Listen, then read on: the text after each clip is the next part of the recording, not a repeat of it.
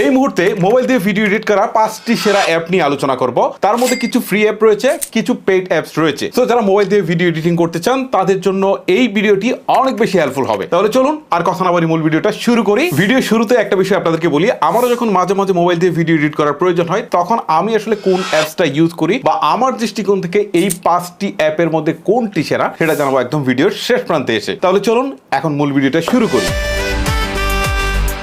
মোবাইলে video editing করার জনপ্রিয় অ্যাপস হচ্ছে কাইনমাস্টার। এই কাইনমাস্টার অ্যান্ড্রয়েড এবং আইওএস দুইটা ভার্সনে কিন্তু ব্যবহার করা যায়। এই অ্যাপসের আরেকটা সুবিধা হচ্ছে যে লো কনফিগারেশনের মোবাইলেও কিন্তু এটা ইউজ করা যায়। এতে মাল্টি লেয়ার নিয়ে কাজ করার সুবিধা আছে, এতে বিল্ট ইন অনেকগুলো ভিডিও ইফেক্টস আছে, ট্রানজেকশন আছে, ক্রোমোক্রি আছে, যেটাতে খুব চমৎকারভাবে গ্রিন স্ক্রিনের সাহায্যে ব্যাকগ্রাউন্ড রিমুভ করতে পারেন। এছাড়া অডিও এডিটের সুযোগ আছে। বলতে পারেন যে ভিডিও এডিট করার জন্য যেসব প্রয়োজনীয় টুলসের দরকার হয় ম্যাক্সিমামই বিল্ট ইন এখানে রয়েছে। আর এই অ্যাপটিও কিন্তু আপডেটের মধ্যে ডে বাই ডে অনেক ডেভেলপ হয়েছে। সো এখন কিন্তু অনেক ফিচার্স রয়েছে, যে কারণে এই অ্যাপসটা অনেক আগে থেকেই মোবাইল দিয়ে ভিডিও এডিটিং করার জন্য একটা জনপ্রিয় অ্যাপস ছিল, বাট এখনো স্টিল নাও আছে।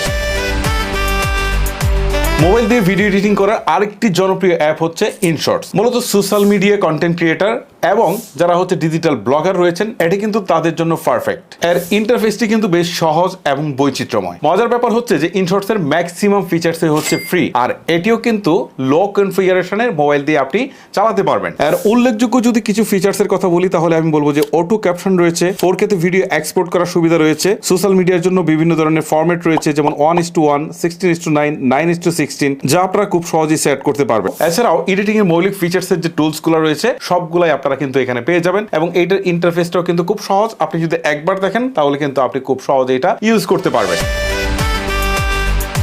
নাম্বার 3, পাওয়ার ডিরেক্টর। বর্তমানে এই মোবাইল অ্যাপসটি আপনাকে ভিডিও এডিটিং এর ক্ষেত্রে অনেক ভালো মানের সাপোর্ট দিতে পারবে। এতে বেশ কিছু এআই টুলস যুক্ত করা হয়েছে। এছাড়াও মৌলিক সকল ফিচার্স এন্ড টুলস গুলো এতে বিদ্যমান রয়েছে। এই অ্যাপসে নিয়মিত নতুন ফিচার্স এবং টেমপ্লেট যুক্ত হয়, যা একজন এডিটরকে অনেক ভালো মানের এডিট করতে সহায়তা করে। আমার জানা মতে একজন আছে যিনি মোবাইলের রিভিউ এই পাওয়ার ডিরেক্টর দিয়ে করে ফেলেন, বাট যদিও এটা আমার কাছে একটু অকল্পনীয় লাগে, বাট উনি এই পাওয়ার ডিরেক্টর দিয়ে একটা ফোনের রিভিউ বা একটা গ্যাজেটের রিভিউ করে ফেলেন। যদিও এগুলো অনেক বড় মানের জিনিস, তারপরে এটা করে ফেলেন। সো এই কথা থেকে আসলে বোঝা যায় যে এটাও কিন্তু মোটামুটি মোবাইল দিয়ে ভিডিও এডিট করার ক্ষেত্রে একটা শক্তিশালী মোবাইল অ্যাপ।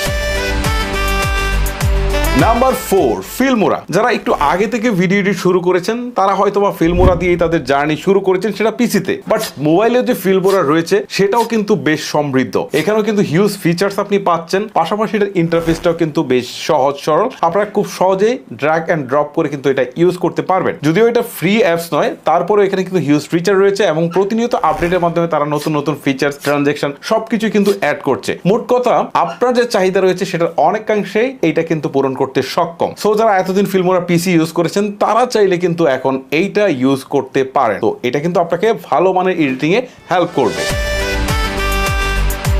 নাম্বার 5, বর্তমানে মোবাইল দিয়ে ভিডিও এডিট করার সবচেয়ে পাওয়ারফুল এবং জনপ্রিয় অ্যাপ হচ্ছে ক্যাপকাট। ক্যাপকাটের ইন্টারফেসটি কিন্তু খুবই সহজ সরল, এবং এইটা দিয়ে কিন্তু আপনি মোটামুটি একটা সেমি প্রফেশনাল টাইপের ভিডিও এডিট করে ফেলতে পারবেন। এখানে আপনি সুন্দর করে কালার গ্রেড করতে পারবেন, এখানে একাধিক লেয়ার নিয়ে আপনি কাজ করতে পারবেন, এবং এটা থেকে কিন্তু ডিফল্টে অনেক ফরম্যাট পাবেন যেটা দিয়ে ইনস্ট্যান্ট আপনারা ভিডিও ফরম্যাটে কনভার্ট করতে পারেন। যেমন আপনি চাইলে 16:9 অথবা 1:1 যেটা হচ্ছে আমরা ফেসবুকের জন্য করে থাকি, এবং 9:16 যেটা আমরা টিকটক বা রিলসের জন্য করে থাকি, সেটাও আমরা ইনস্ট্যান্ট করতে পারবো। এরকম বেশ কিছু ইন্টারেস্টিং জিনিস ডিফল্টে দেওয়া রয়েছে। এছাড়াও এইটাতে আপনারা কিন্তু বেশ ভালো মানের সাউন্ডের কাজ করতে পারবেন, অর্থাৎ আপনার সাউন্ডে যদি কোনো প্রকার নয়েজ থাকে সেটাও কিন্তু বেশ ভালোভাবে রিডাকশন করতে পারবেন। এছাড়াও আপনি যদি পিছনে ব্যাকগ্রাউন্ড চেঞ্জ করতে চান তাহলে কিন্তু কোনো প্রকার গ্রিন স্ক্রিন ছাড়াও কিন্তু ব্যাকগ্রাউন্ড চেঞ্জ করতে পারবেন। আর এটার বড় বিষয় হচ্ছে এখানে ফ্রিতে বা পেইডে যে ট্রানজেকশন গুলো রয়েছে সেগুলো কিন্তু মোটামুটি একটা প্রফেশনাল গ্রেডের একটা ট্রানজেকশন রয়েছে। সো এগুলো যদি আপনি মোটামুটি ইউজ করতে পারেন, বা এইটার যে